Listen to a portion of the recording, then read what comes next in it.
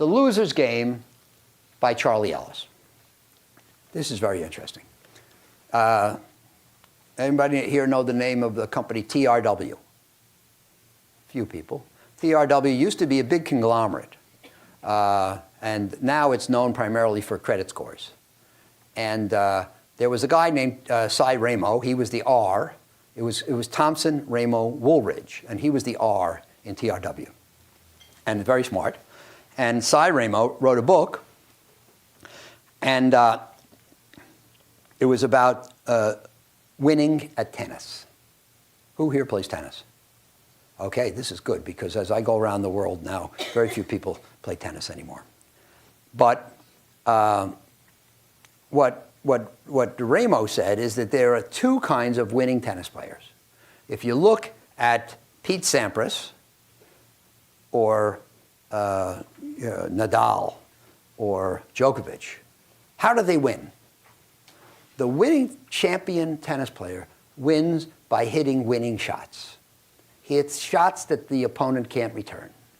They're either so well placed or so strategic or so fast and hard that the opponent can't return them.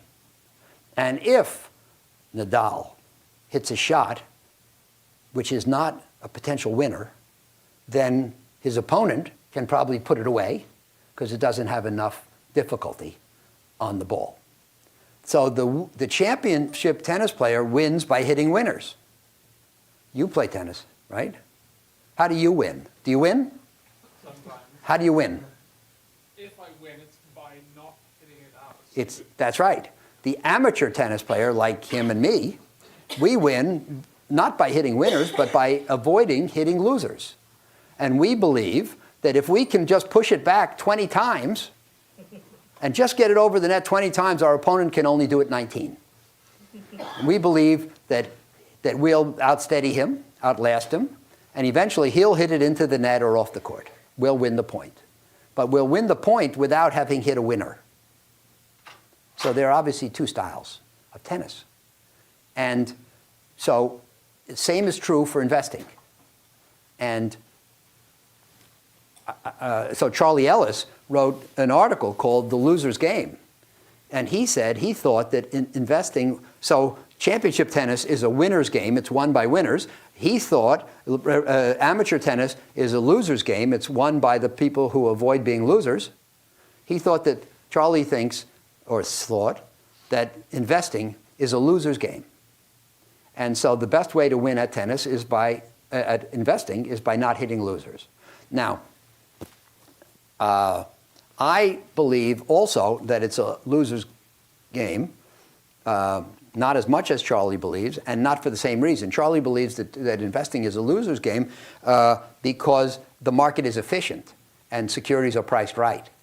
I believe there are inefficiencies. I just think it's hard to consistently take advantage of them, and you have to be an exceptional person to take advantage of them on a consistent basis. And you know, the reason that the pro can go for winners is because he is so well schooled and practiced and steady and talented that he knows that if he does this with his foot and this with his hip and this with his elbow and this with his wrist, that the ball will go where he wants. He doesn't worry about miscues, wind, sun in his eyes, distraction. He's so well schooled.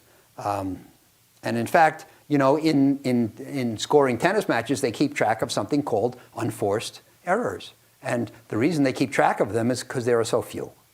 The pro doesn't make a lot of unforced errors. We make unforced errors all the time. And so we have, in order to survive, we have to avoid them. So the point is, if you're going to be an investor, you have to decide, am I good enough to go for winners?